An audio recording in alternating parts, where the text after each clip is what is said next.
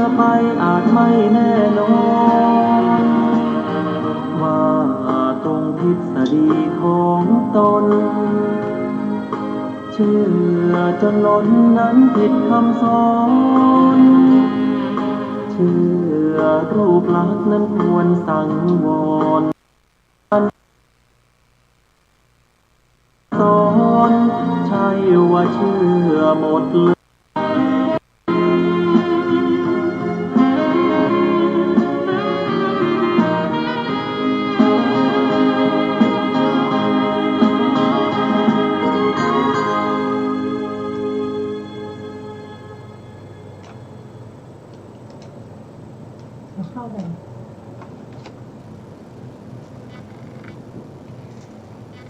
พุทธังสรณังกัจฉามิ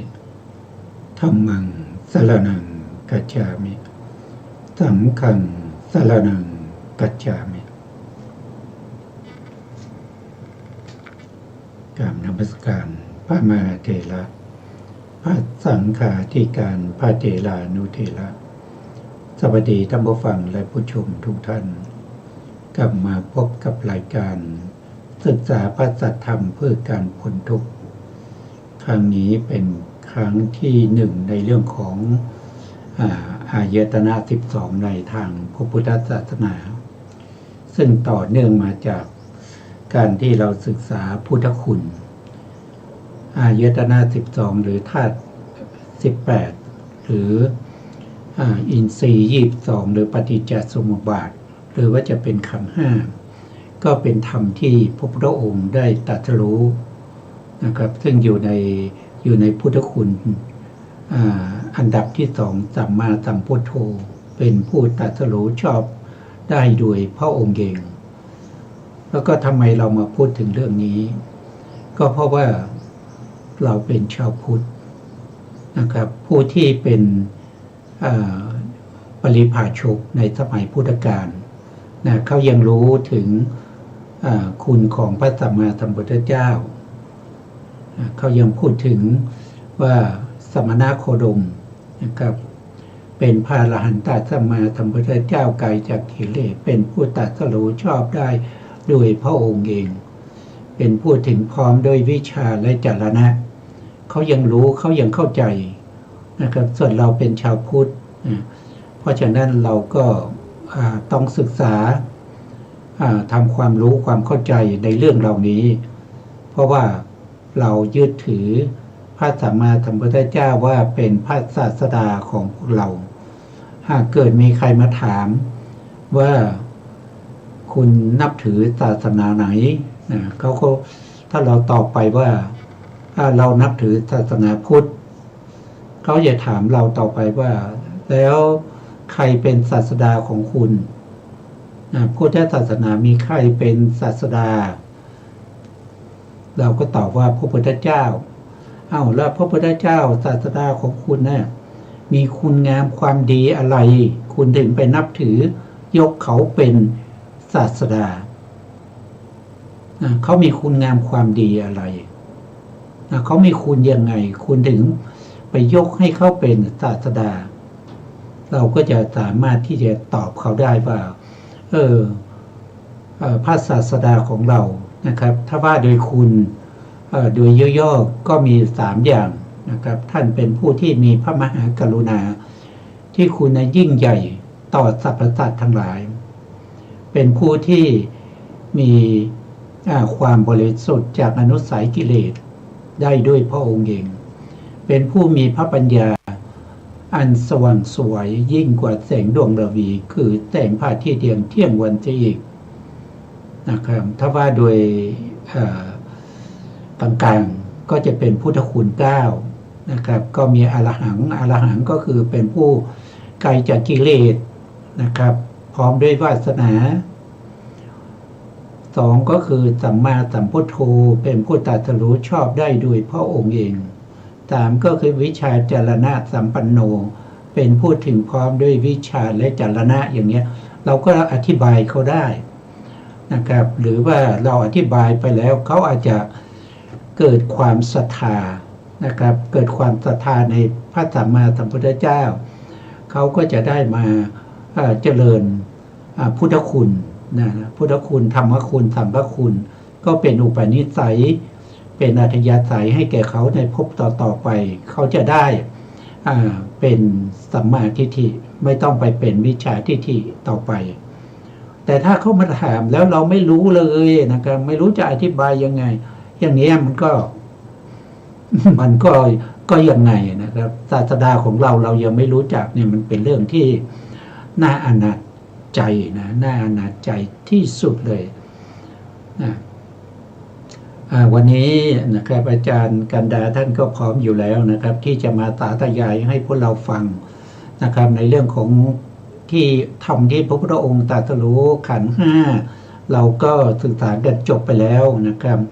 วันนี้เราจะขึ้นในเรื่องของอายตนะ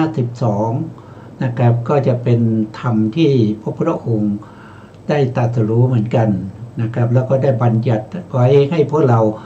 ได้ศึกษาเล่าเรียนทำความรู้ความเข้าใจเพื่อการตรัสรู้มรรคผลนิพพานต่อไปนะครับวันนี้เราก็มาต่ออายตนะ12นะครับอาจารย์พร้อมอยู่แล้วนะครับเชิญครับอาจารย์ครับกราบนมัสการพระคุณเจ้าพระเถรานุเถระและสวัสดีท่านที่รับฟังและรับชมอยู่ทางบ้านนะคะอายตนะวิภังสุตันตภาชนีอายตนะ12คือ 1. จักขายตนะ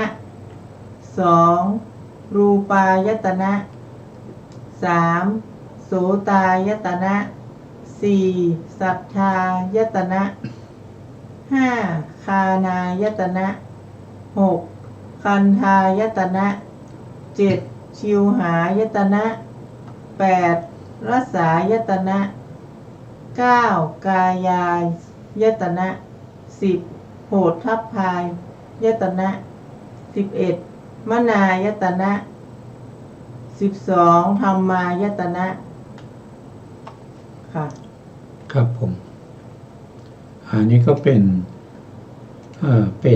อายตนะนะครับอายตนะก็คือเป็นธรรมที่ต่อนะครับ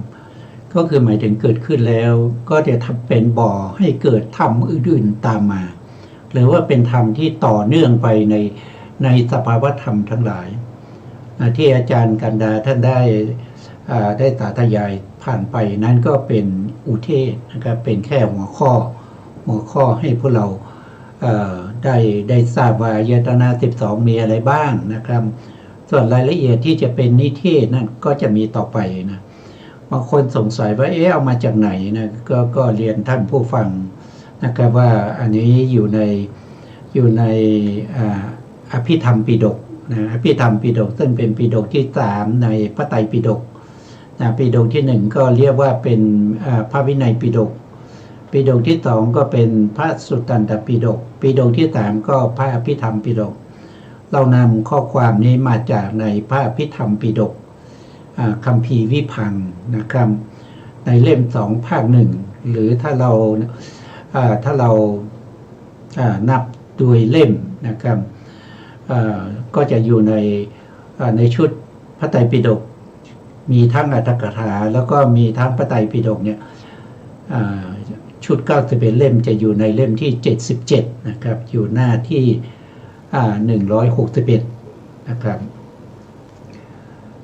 อายตนะวิภังค์นะครับก็จะมีอยู่12อย่างด้วยกันมีจักขายตนะรูปายตนะสัทธายโสตายตนะสัทธายตนะคันธายตนะคานายตนะคันธายตนะชิวหายตนะ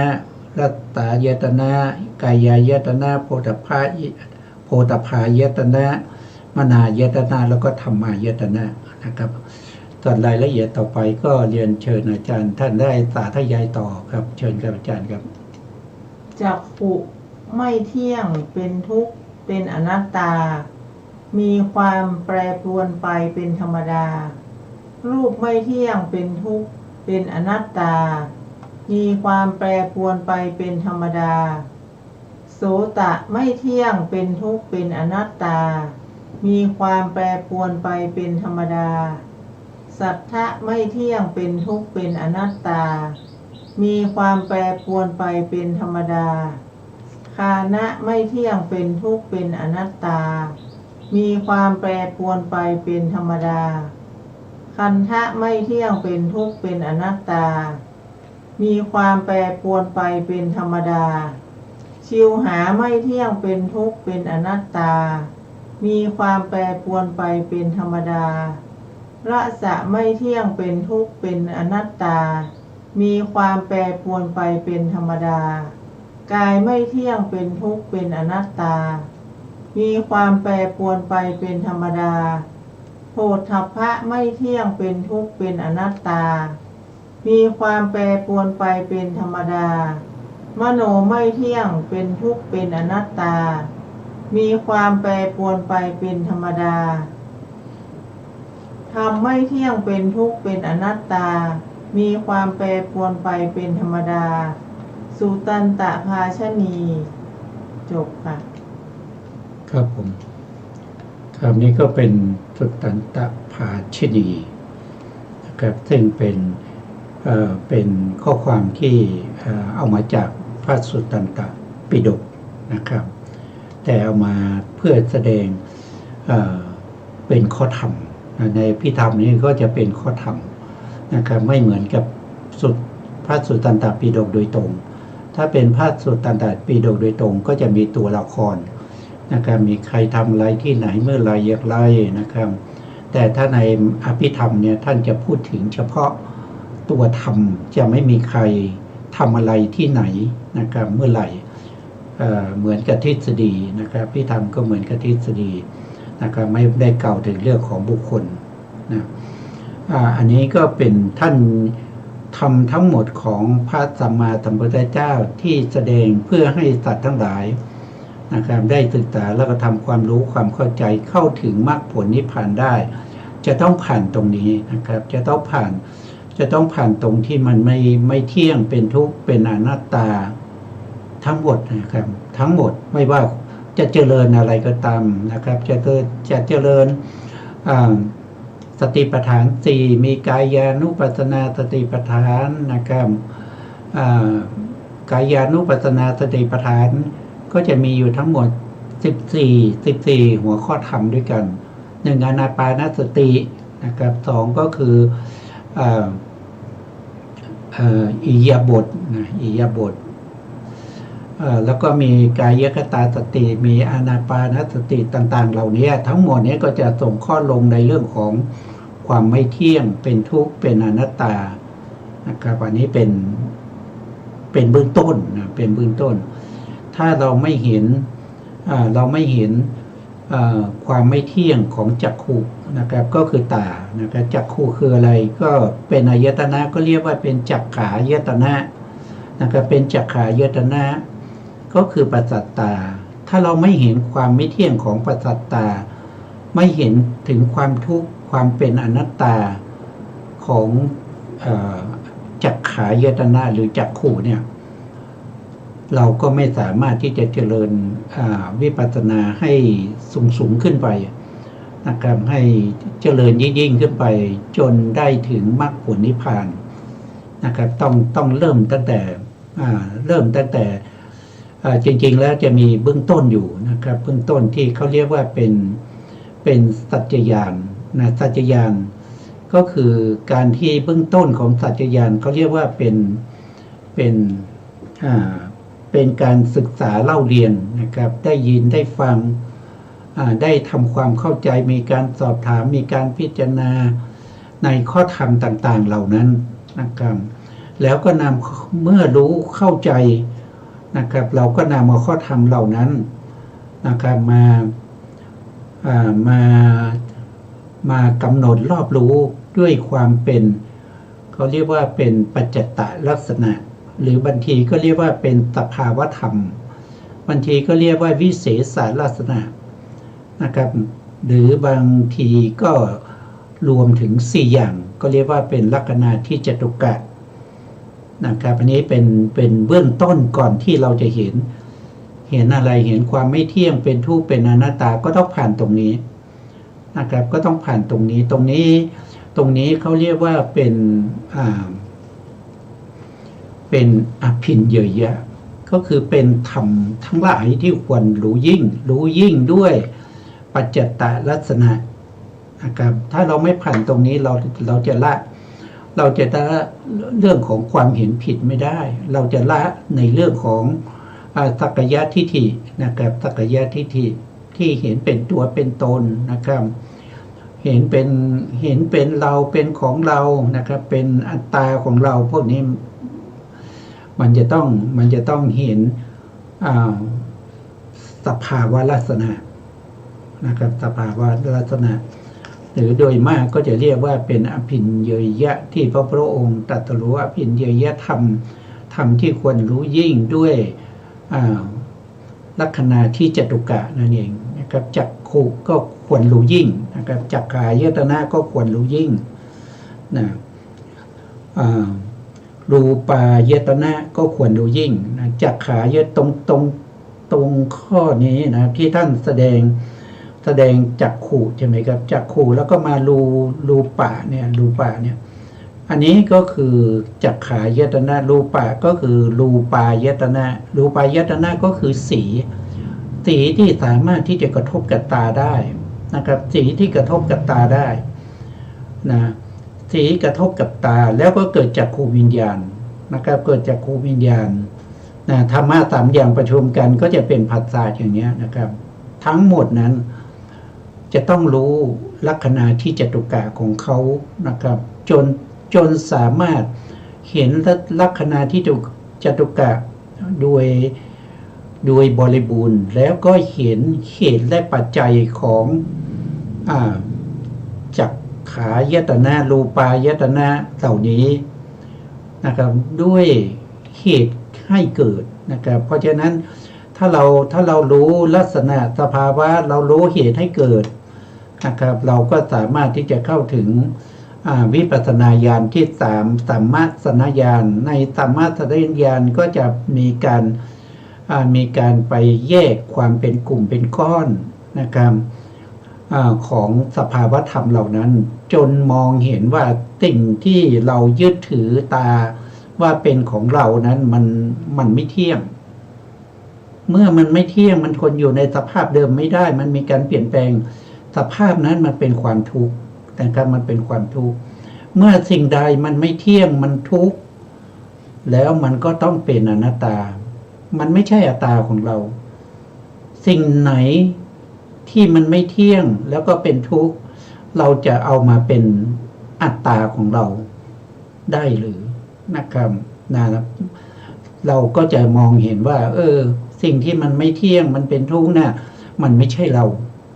มันไม่ใช่เรามันไม่ใช่อัตตาของเราก็เป็นอนัตตาอย่างนี้เป็นต้น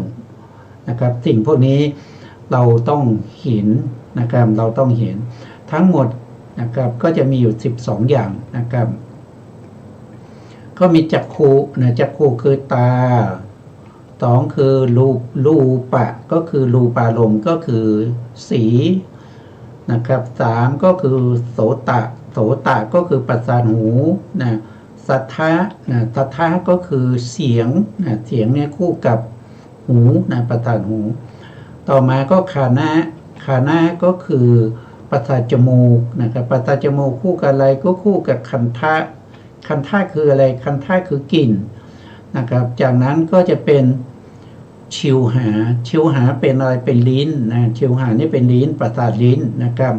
แล้วก็ลาสะก็คือรสนะครับคู่กับชิวหา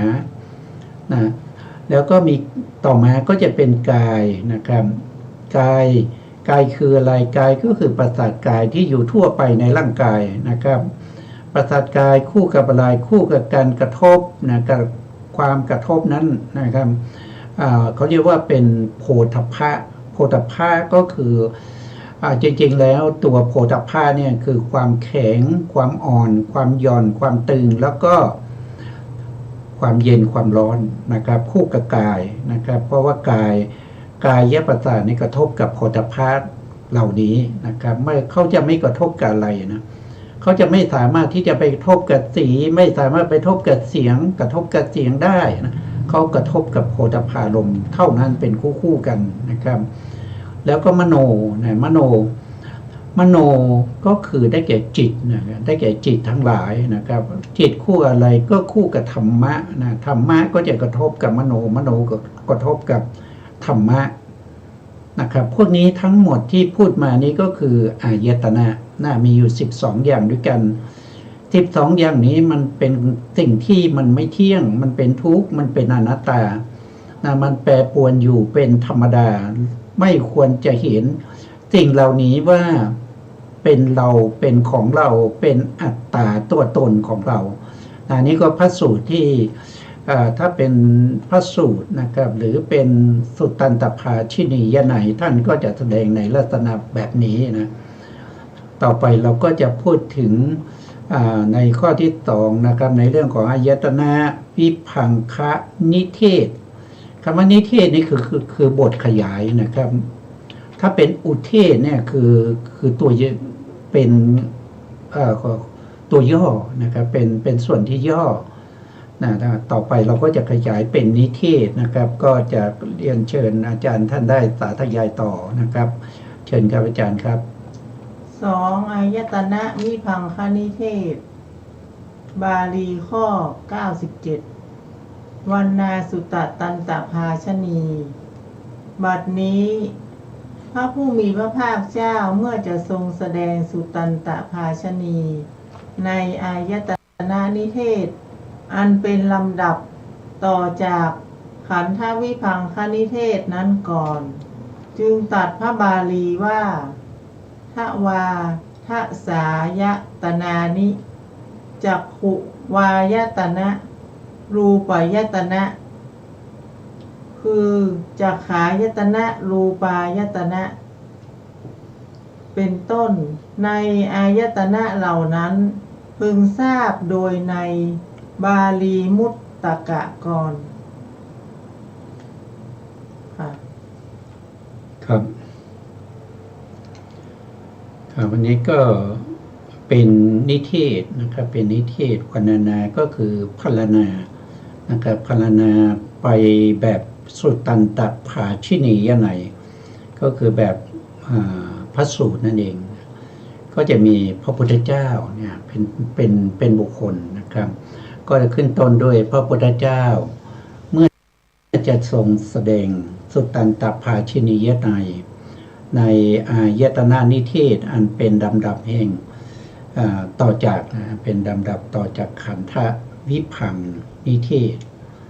นะครับอายต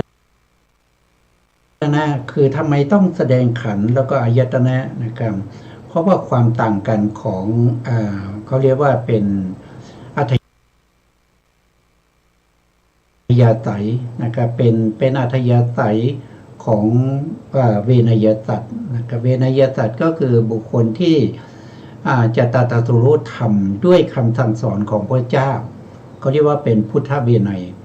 พุทธเวไนยก็มีมากมายบางคนก็ชอบฟังในเรื่องของขันธะขันห้าอย่างนี้นะครับเป็นบุคคลที่เขาสะสมมาเรื่องของนามธรรม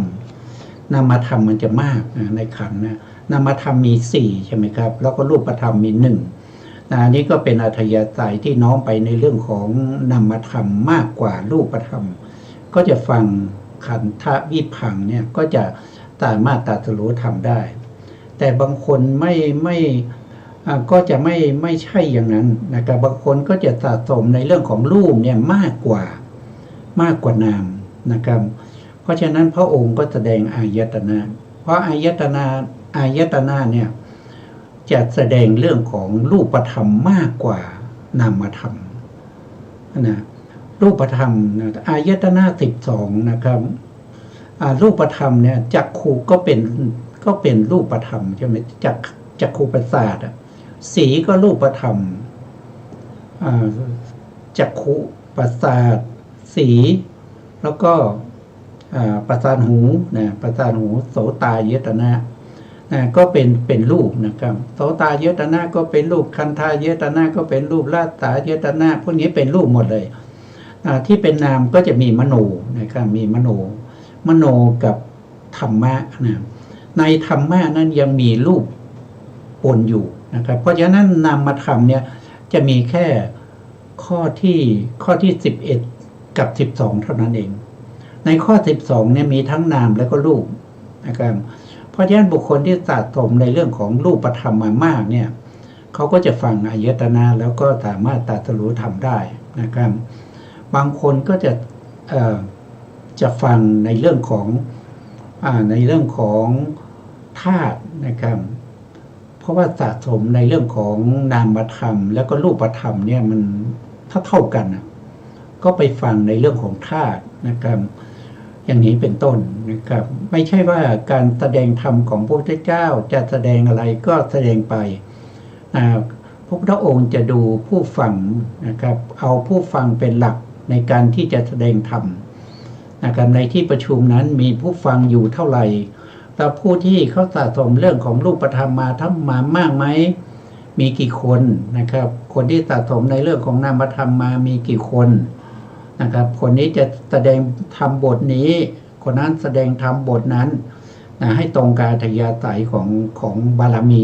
ที่สัตว์ทั้งหลายได้สะสมมานะเพราะฉะนั้นพระธรรมของพระเจ้าจึงมีมากมายถึง 84,000 พระธรรมขันธ์ในพระธรรม 84,000 พระธรรมขันธ์เนี่ยพวกเราได้ศึกษาได้ฟังถ้าฟังแล้วก็เข้าใจในพระธรรม 84,000 พระธรรมขันธ์เนี่ยบางทีมันจะมีธรรมขันธ์ใดธรรมขันธ์หนึ่งนะครับที่ถูกอัธยาศัยของพวกเราแล้วก็สามารถที่จะทำให้เราสามารถที่จะตรัสรู้ธรรมได้นะครับนะไม่ใช่ว่าศึกษาแล้วนะครับทั้งหมดทั้งมวลแล้วไม่มีข้อใดเลยที่จะทำให้เราตรัสรู้ธรรมนั่นแสดงว่าเราไม่ได้สะสมบารมีมานะครับบารมีเรายังไม่เพียงพอนะยังไม่เพียงพอนะครับเมื่อมีบารมีเพียงพอแล้วนะเรายังจะต้องมีอินทรีย์ด้วยนะครับอินทรีย์ที่เสมอกันด้วยนะครับถ้าอินทรีย์ที่ไม่ผ่องใสไม่เสมอกันนะครับพระองค์ก็จะไม่แสดงธรรมนะเพราะว่าแสดงไปถึงจะแสดงยังไงผู้ที่มีอินทรีย์ไม่เสมอกันไม่สามารถที่จะตรัสรู้ธรรมได้มีบารมีแล้วก็จริงนะจะต้องมีอินทรีย์เสมอกันด้วยนะครับถึงจะตรัสรู้ธรรมได้นะอันนี้ก็เป็นธรรมที่พระพุทธองค์แสดงนะครับแต่ทั้งหมดทั้งมวลที่แสดงไปก็เพื่อประโยชน์แก่เวนยสัตว์ก็คือพวกเราทั้งหลายนี่แหละนะถ้าพระพุทธองค์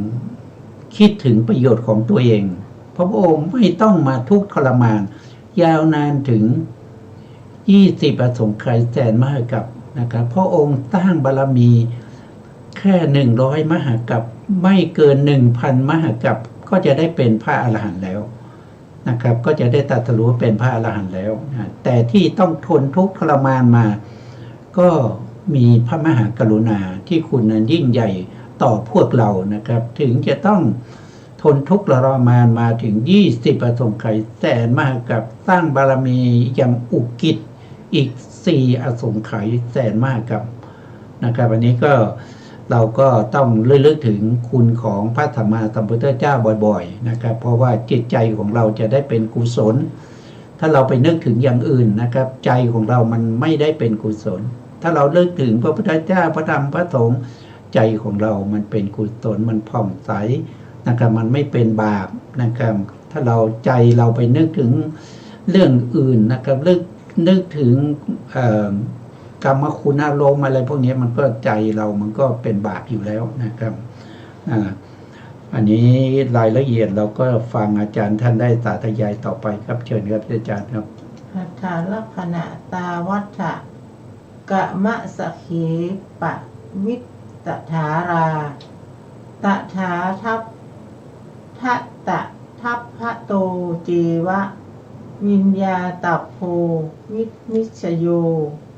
บัณฑิตพึงทราบวินิจฉัยโดยอัดหนึ่งโดยลักษณะหนึ่งโดยความมีเพียงเท่านั้นหนึ่งโดยลำดับหนึ่งโดยย่อหนึ่งโดยพิสดารหนึ่งโดยเป็นธรรมอันบัณฑิตพึงเห็นหนึ่งว่าด้วยวินิจฉัยโดยอัฏฐะ ในคำวินิจฉัยเหล่านั้นพึงทราบอัดโดยแปลกกันก่อน 1. จักขตีติจักขุชื่อว่าจักขุเพราะอัดว่าย่อมเห็นอธิบายว่าย่อมชอบคือทำรูปให้แจ่มแจ้ง 2. รูปยตีติรูปชื่อว่ารูปเพราะอัดว่าย่อมให้ปรากฏอธิบายว่ารูปเมื่อถึงวิการะแห่งวรรณะย่อมแสดงภาวะของตนไปสู่หทัย 3. สุนาตีติโสตะชื่อว่าโสตเพราะอัดว่าได้ยิน 4. สัพปตีติสัทโธชื่อว่าสัทธะเพราะอัดว่าออกไปคือเปล่งออกไป 5. คายตีติคานะชื่อว่าคานะเพราะอัดว่าสูดดม 6. คันธยตีติคันโทชื่อว่าคันทะเพราะอัดว่าส่งกลิ่นคือย่อมแสดงที่อยู่ของตนให้ปรากฏ 7. ชีวิตอวหาตตีติชิวหาชื่อว่าชิวหาเพราะอัดว่านำมาซึ่งชีวิต 8. ละสันติตะสัตตาติระโสชื่อว่ารสเพราะอัดว่าเป็นที่ยินดีคือเป็นที่ชอบใจของสัตว์ทั้งหลายจักขุวิญญาณทิฏยิตะหุติวาสมะวิสมะจักขติอาจิขันตะวิยะโหตีติจักขุแปลว่ารูปใดเป็นที่ตั้งแห่งจักขุวิญญาณย่อมเห็นประจักษ์คือย่อมเป็นราวกระบอกอารมณ์ที่ดีและไม่ดีเพราะฉะนั้นรูปนั้นจึงชื่อว่าจักขุได้แก่จักขุประสาทหรือเรียกว่าตาคำที่เป็นชื่อของตามีมากเช่นจักขุอักขินยตะยะยะนะเนตะโลจนะทิฏฐิทัสนะนังครับ เปคนะอัจฉินังปัมหะปมุกดังคาถาประพันธ์ไว้ว่าจักขักขินยะนังเนตะเนตังโลจนะทิฏฐิโลจนังทัสนังเปขะนังอัจฉิปะหันตุปมุขนุตติปวัจจติจากธาตุปทีปิกาครับผมครับอันนี้ก็เป็นท่านอธิบายนะครับอธิบายวินิจฉัยโดยอัดก็คืออะไรอัดก็คือเนื้อหานะครับมาก็คือเนื้อหาวินิจฉัยก็คือพิจารณาโดยอัดนะครับวินิจฉัยโดยอัดก็คือเนื้อหาเรื่องราวท่านบอกว่าจักขุเนี่ยว่าโดยอัดเนี่ยก็คือทำให้เห็นอะไรเห็นรูปทำให้เห็นรูปจักขุเนี่ยเขาเป็นใหญ่ในการเห็นถ้าไม่มีจักขุนี่หมายถึงจักขุประสาทนะถ้าไม่มีจักขุประสาทเนี่ยการเห็นมันจะเกิดขึ้นไม่ได้การเห็นเกิดขึ้นไม่ได้นะเพราะฉะนั้นต้องอาศัยจักขุประสาทเพราะนี้อัดของจักขุประสาทก็คืออธิบายว่าให้เห็นแจ้งนะให้แจ่มแจ้งนะให้รู้ทางตานะให้รู้ทางตาอย่างแจ่มแจ้งหรือว่าตาเมื่อเกิดขึ้นตานะชอบอะไรก็ชอบดูนะครับตาก็ชอบดู นะครับเมื่อตาเกิดขึ้นก็แสวงหาสิ่งที่ต้องคู่กับตาก็คือสีนั่นเองแสวงหาการดูนะครับบางคนก็แสวงหาการดูไกลนะครับบางคนก็อยู่ประเทศไทยไปแสวงหาการดูในที่ต่างๆนะครับไม่ว่าจะเป็นในประเทศอเมริกาเนี่ยเดินทางไปครึ่งโลกนะครับเพื่อจะไปดูอะไรไปดูบ้านเมืองเขาไปดูนั่นดูนี่นะครับบางคนก็แสวงหาไปประเทศญี่ปุ่นเพื่อจะไปชมนั่นชมนี่นะบางคนไปเมืองประเทศจีนอย่างนี้เป็นต้นนี่ก็เพราะอะไรก็เพราะว่าจักขุนั่นเองเอาจักขุไปให้ได้เห็นนะครับให้ได้เห็นรูปเหล่านั้นนะเพราะว่าจักขุเนี่ยมันแสวงหารูปเวลาเกิดขึ้นแสวงหารูปนะครับเพื่อจะดูนะครับนี่โดยอัดนะโดยอัดก็คือโดยเนื้อหาเขาเป็นอย่างนั้นจักขุเนี่ยเขาเป็นอย่างนั้นนะต่อมาก็รูปายติรูปังนะครับชื่อว่ารูปเพราะอ่านว่าย่อมให้ปรากฏก็คือให้จักขุได้เห็นนะครับให้จักขุได้เห็นเพราะรูปนี้นะเป็นอารมณ์ของจักขุวิญญาณนะครับรูปคืออะไรรูปก็คือเป็นสีสันวรรณะที่จะกระทบกับตานะครับแต่จริงแล้วเมื่อกระทบแล้วเนี่ยก็ต้องอาศัยแสงสว่างด้วยนะครับต้องอาศัยมนสิการด้วยนะครับถ้าเราไม่อาศัยมนสิการเราไม่ใส่ใจในการดูนะครับมันก็จะมองไม่เห็นนะครับสิ่งที่มากระทบกับตาของเราเนี่ยมันก็มีเยอะแยะนะมากมายเหลือเกินในแต่ละนาทีนะครับมีมากมายอะไรที่มันอยู่ข้างหน้าที่มันปรากฏอยู่เฉพาะหน้าเราเนี่ยทั้งหมดเนี่ยมันมากระทบกับจักขุประสาทเท่านั้นนะครับเมื่อมันกระทบกับจักขุประสาทแต่ถ้าเราไม่มีมนสิการคือเราไม่ได้ใส่ใจที่จะดูนะครับเราก็มองไม่เห็นนะครับถ้าเราใส่ใจในการที่จะดูนะครับเราก็จะเห็นถ้าเรายืนอยู่นะครับยืนอยู่ที่ถนนเราก็เห็นรถผ่านไปผ่านมาอย่างนี้เห็นคนเดินไปเดินมาถ้าเราใส่ใจจุดใดจุดหนึ่งเราก็จะเห็นจุดนั้นสิ่งที่รถผ่านไปผ่านมาคนเดินไปเดินมาหรืออะไรทั้งหมดถ้าเราไม่ใส่ใจมันจะไม่เห็นนะครับเราใส่ใจเฉพาะจุดเราก็จะเห็นเฉพาะจุดเรียกว่าเป็นมนสิการเราก็ต้องมีแสงสว่างปรากฏมีประสาทตาที่ดีมีรูปที่ปรากฏอยู่เฉพาะหน้านะครับก็จะทำให้เกิดการเขียนรูปนั้นนะครับเพราะรูปนั้นเป็นสิ่งที่ย่อมให้ปรากฏในจักขุนะในจักขุประสาทนะครับกระทบกับจักขุประสาทนั่นเองรูปนั้นจะไม่ไปกระทบกับประสาทหูนะสีนี่จะไม่ไปกระทบกับประสาทหูนะครับสีไม่กระทบกับประสาทจมูกไม่กระทบกับประสาทลิ้นไม่กระทบกับประสาทกายนะมากมายแค่ไหนก็ตามมันจะไม่กระทบกับจักขุประสาทกายเลยมันจะกระทบกับจักประสาทตาเท่านั้นนะก็ย่อมทำให้ปรากฏในตานะครับย่อมสู่ภาวะของตนคือหัตถ์คืออะไรหัตถ์ก็คือหลังจากที่เขากระทบกันแล้วเนี่ยเขาไม่ได้สิ้นสุดอยู่ที่การกระทบของตานะครับก็บอกแล้วว่ามันเป็นอายตนะมันเป็นธรรมที่สืบต่อไปนะครับเมื่อสีหรือรูปารมณ์กระทบกับจักขุประสาทตาแล้วมันจะทำให้เกิดหัตถ์เนี่ยไปสู่หัตถ์ก็คือทำให้เกิดจิตตัวที่เห็นจริงๆนั่นคือตัวจิตนะครับตัวประสาทตานะไม่ใช่ตัวหินนะประสาทตาเนี่ยเพียงแต่ว่าเป็นวัตถุอย่างหนึ่งที่ทำให้เกิดการเห็นได้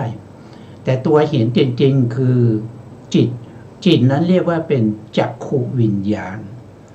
นะครับเมื่อรูปารมณ์กระทบกับจักขุประสาทนะครับทำให้เกิดการหวั่นไหวเกิดการหวั่นไหวทางมโนทวารแล้วก็ทำให้จักขุวิญญาณจิตเกิดขึ้นไปเห็นสิ่งที่เรามนสิการสิ่งไหนที่เรามนสิการเราจะเห็นสิ่งนั้น ที่เราใส่ใจในสิ่งนั้นเราก็จะเห็นในสิ่งนั้นนะครับ เมื่อธรรมะสามอย่างนี้ประชุมกันแล้ว มันก็ยังไม่สิ้นสุดตรงนี้ มันยังเป็นบ่อเกิดให้เกิดธรรมอื่นต่อมา นั่นก็คือจะต้องมีผัสสะผัสสะเกิดขึ้นก็สืบต่อไปอีกผัสสะเกิดขึ้นมันก็ทำให้เกิดเวทนา เวทนาก็เป็นเหตุเป็นปัจจัยให้เกิดสัญญานะครับเกิดสัญญาเกิดตัณหาอย่างเงี้ยนะเกิดตัณหาขึ้นมาอย่างเนี้ยอันนี้เขาเรียกว่าเป็นอายตนะเป็นบ่อเกิดเป็นธรรมที่สืบต่อนะครับสืบต่อในสภาวะธรรมทั้งหลายต่อไปเรื่อยๆนะครับไม่ได้สิ้นสุดอยู่ที่ตาหรือที่สีนะครับในทำนองเดียวกันในเรื่องของหูนะครับเรื่องของหูก็เช่นเดียวกันนะโสตประสาทเนี่ยเป็นประสาทที่กระทบกับสัทธะหรือสัทธารมณ์นะครับกระทบกับเสียงนะเสียงที่มากระทบกับหูเราเนี่ยมันมากมายนะครับแต่เรามีมนสิการอะไรที่จะฟังเสียงไหนนะถ้าเราไปในงานมโหรสพนะครับเสียงมันมากมายใช่ไหมแต่เรายังสามารถที่จะสนทนากับเพื่อน2 คนโดยมีเสียงอื่นๆเนี่ยมากมายเหลือเกินนะครับเสียงดนตรีเสียงคนร้องเพลงเสียงอะไรต่างๆนะครับมันก็มากระทบกับโสตประสาทแต่เราไม่มีการใส่ใจไม่มีมนสิการเราก็จะไม่ได้ยินเสียงนั้นแต่เราใส่ใจในคำพูดของเพื่อนสนทนากับเพื่อนอย่างเนี้ยนะครับอันนี้ก็เป็นสิ่งที่ประกอบนะครับนอกจากนั้นนะครับเสียงยังอาศัยอะไรอาศัยรูหูนะครับถ้ามันหูนั้นไม่มีรูนะครับมันก็จะไม่ได้ยินเหมือนกันแต่ตัวที่ได้ยินนั้นไม่ใช่หูแต่จิตอาศัยหูแล้วก็ไปได้ยินเสียงนะครับเพราะฉะนั้นการทำงานของรูปนะรูปกระทบกับรูปทำให้เกิดจิตนะจิตนั้นมาได้ยินเสียงนะครับได้ยินเสียง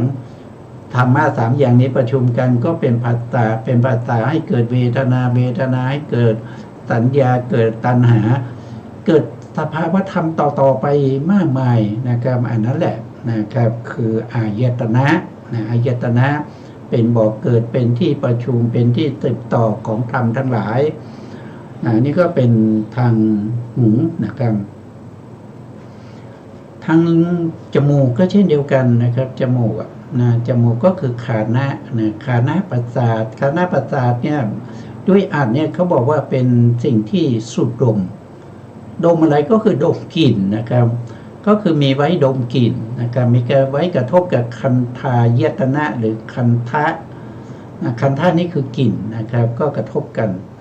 นะครับกระทบกันแล้วกลิ่นก็มากระทบกันหลายอย่างนะครับก็เช่นเดียวกันถ้าเราไม่ใส่ใจกลิ่นใดกลิ่นหนึ่งนะครับกลิ่นนั้นก็จะไม่ปรากฏแต่ถ้าเราใส่ใจกลิ่นใดกลิ่นหนึ่งกลิ่นนั้นก็จะมาปรากฏแต่ตัวที่ไปรู้แล้วก็ปรากฏให้ชัดเจนนั้นก็คือขันธ์วิญญาณก็คือตัวจิตนะครับจิตที่อาศัยประสาทจมูกเกิดขึ้นอาศัยขันธ์ประสาทเกิดขึ้นเรียกว่าเป็นขันธ์วิญญาณจิตธรรมะ3อย่างประชุมกันก็เป็นผัสสะก็เป็นเหตุเป็นปัจจัยให้เกิดเวทนาเวทนาเป็นเหตุเป็นปัจจัยให้เกิดตัณหาต่อไปอย่างนี้นะครับต่อไปชิวหานะครับชิวหาท่านว่าเพราะอาจว่านำมาซึ่งชีวิตนะชิวหาวิญญาณนะครับเพราะว่าชิวหาเนี่ยนะครับรถเนี่ยท่านบอกว่าว่าโดยสัตว์ทั้งหลายนะครับประสาทตานี่ขาดได้นะครับเกิดมาตาบอดนี่มีนะครับประสาทหูนะครับขาดได้นะครับเกิดมาหูหนวกมีนะครับบางคนเกิดมานะครับดมไม่ได้กลิ่นอย่างนี้มีนะครับหรือว่าเป็นโรคเป็นอะไรก็กลิ่นทำให้กลิ่นเนี่ยไม่สามารถรับกลิ่นได้ก็มีนะแต่ชิวหานี่ไม่ได้นะเขาบอกชิวหาเนี่ยมันเป็นชีวิตนะครับถ้าชิวหามันขาดไปเนี่ยชีวิตจะไม่ยืนเขาบอกอย่างนั้นชีวิตจะไม่ยืนนะครับชิวหาเนี่ยเป็นวัตถุที่เกี่ยวกับชีวิตด้วยนะครับนำมาซึ่งชีวิต นะถ้าถ้าชิวหาประสาทหรือว่ารับรสไม่ได้ ไม่รู้สึกรสอะไรเลยเนี่ยอายุสั้นนะครับชิวหากระทบกับอะไรกระทบกับรสนะครับรสนี่ก็เป็นรูปชิวหาก็เป็นรูปรูปกับรูปกระทบกันกระทบกันมีมนสิการนะครับแล้วก็มีน้ำนะน้ำหรือน้ำลายเนี่ยนะก็ทำให้เกิดมนสิการชิวหาวิญญาณก็เกิดขึ้นชิวหาวิญญาณเกิดขึ้นก็รู้รสนะครับก็รู้รสนะครับเมื่อรู้ธรรมะสามอย่างประชุมกันก็เช่นเดียวกันก็เกิดผัสสะก็เป็นเหตุเป็นปัจจัยให้เกิดเวทนาสัญญานะครับเจตนาแล้วเวทนานั้นก็เป็นเหตุเป็นปัจจัยให้เกิดตัณหาต่อไปนะสืบกันไปตัณหาก็เป็นอุปทานก็เป็นอะไรเป็นภพเป็นภพเป็นชาตินะครับเป็นโสกะปริเทวทุกขโทมนัสอุปายาสาสทั้งหลายก็เกิดขึ้นด้วยการกระทบกันของอายตนะอายตนะนะครับอันนี้ก็เป็นสภาพของอายตนะนะครับตรงนี้ท่านแสดงยกตัวอย่างมาเฉพาะเรื่องของจักขุวิญญาณนะครับว่าไปแล้วก็ได้อธิบายไปแล้วนะจักขุวิญญาณนะครับ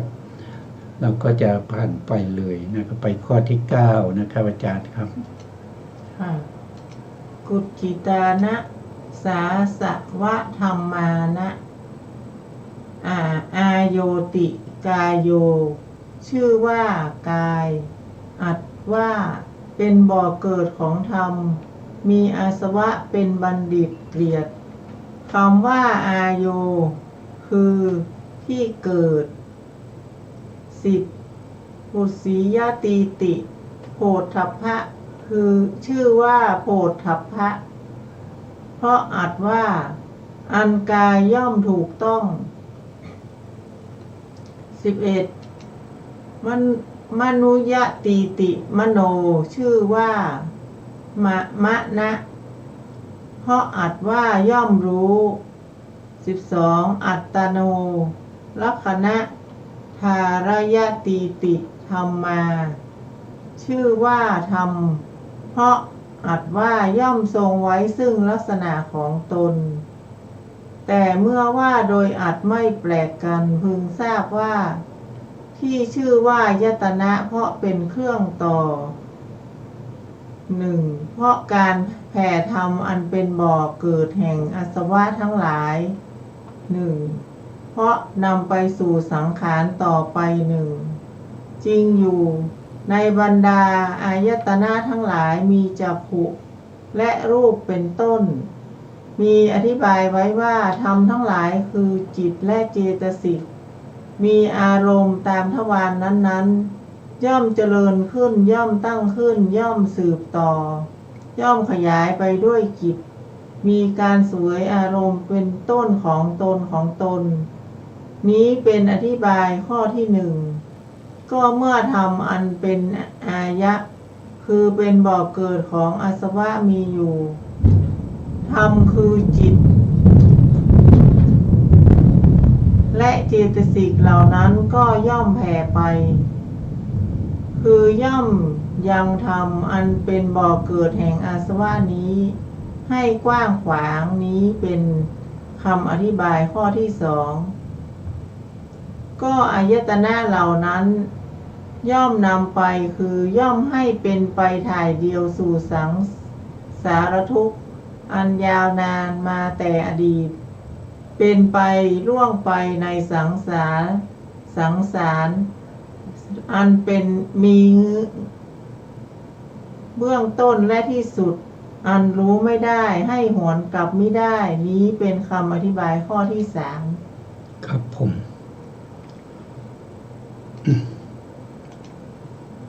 ครับนี่ก็ท่านก็อธิบาย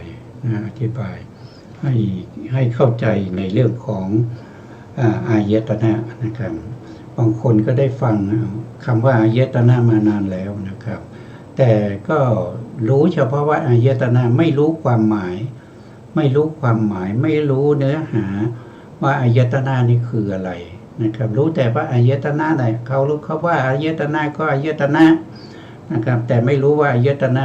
มันเป็นบ่อเกิดเป็นที่ประชุมของธรรมะทั้งหลายเป็นที่สืบต่อไปในสภาวะธรรมต่างๆนะครับตรงนี้ท่านก็อธิบายให้เราได้เห็นว่านะครับธรรมทั้งหลายนั้นนะครับก็จะสืบต่อไปในที่ไหนโดยมากท่านก็พูดถึงสืบต่อไปหรือดำเนินไปในเบื้องต่ำนะครับก็คืออาสวะ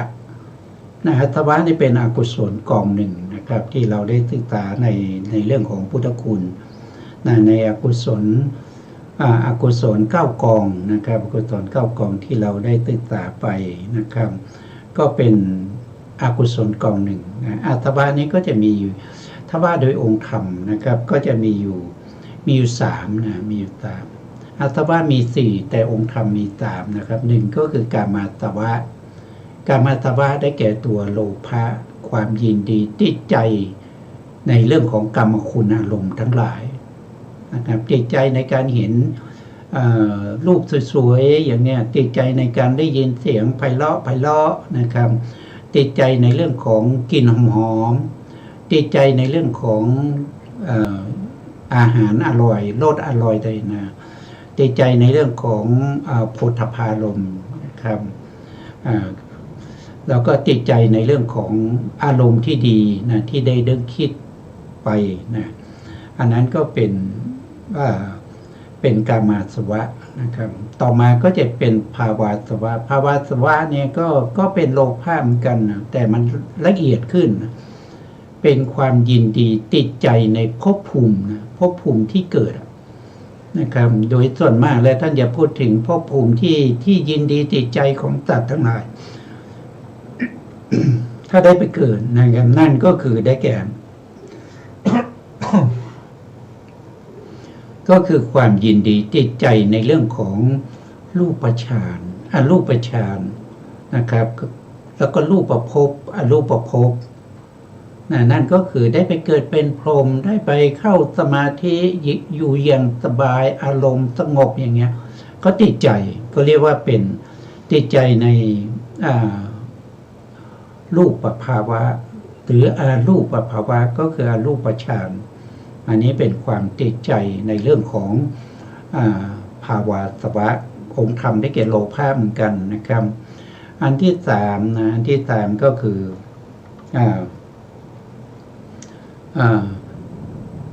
ทิฏฐาสวะนะทิฏฐาสวะก็คือยินดีติดใจในความเห็นผิดของตัวเองเข้าใจผิดแต่ก็ว่าเข้าใจถูกแล้วก็ยึดถือความเข้าใจนั้นน่ะไม่ยอมเปลี่ยนแปลงนะครับเขียนว่าสัตว์ทั้งหลายมันเที่ยงนะครับสัตว์ทั้งหลายมันเที่ยงมันเป็นสุขนะครับมันเป็นตัวเป็นตนนะครับเป็นมนุษย์นะครับตายแล้วก็เกิดเป็นมนุษย์นะครับเดรัจฉานตายแล้วก็เกิดเป็นเดรัจฉานไม่มีการเปลี่ยนภพภูมิอย่างนี้เป็นต้นนะครับอันนี้ก็คือยึดถือในความเห็นผิดของตัวเอง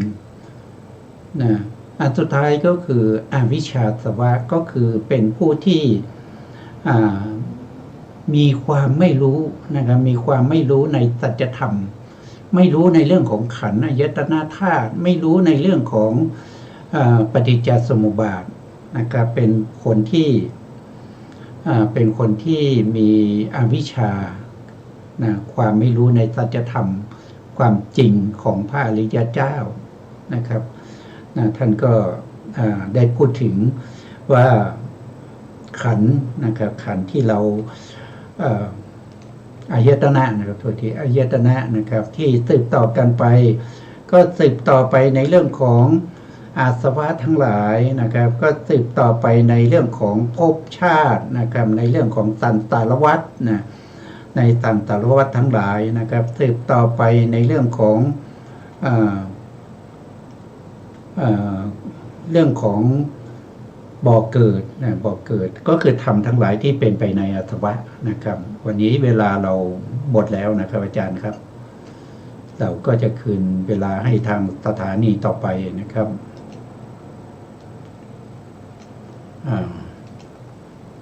สถานีนะครับก็ข ขอกราบขอบพระคุณพระครูสมุทรวิศวัตรวรกิจโจผู้อำนวยการสถานีวิทยุเพื่อการศึกษาพระพุทธศาสนาและวัฒนธรรม FM 104.5 เมกะเฮิรตซ์วัดไฟหินจังหวัดเชียงใหม่และขอกราบขอบพระคุณพระครูปริยัติยานุตาขอบคุณทั้งฟังและผู้ชมทุกท่านนะครับที่ให้เกียรติติดตามในรายการศึกษาพระธรรมเพื่อการพ้นทุกข์พบกันใหม่ในครั้งต่อไปครับวันนี้ลาไปก่อนครับสวัสดีครับสวัสดีค่ะ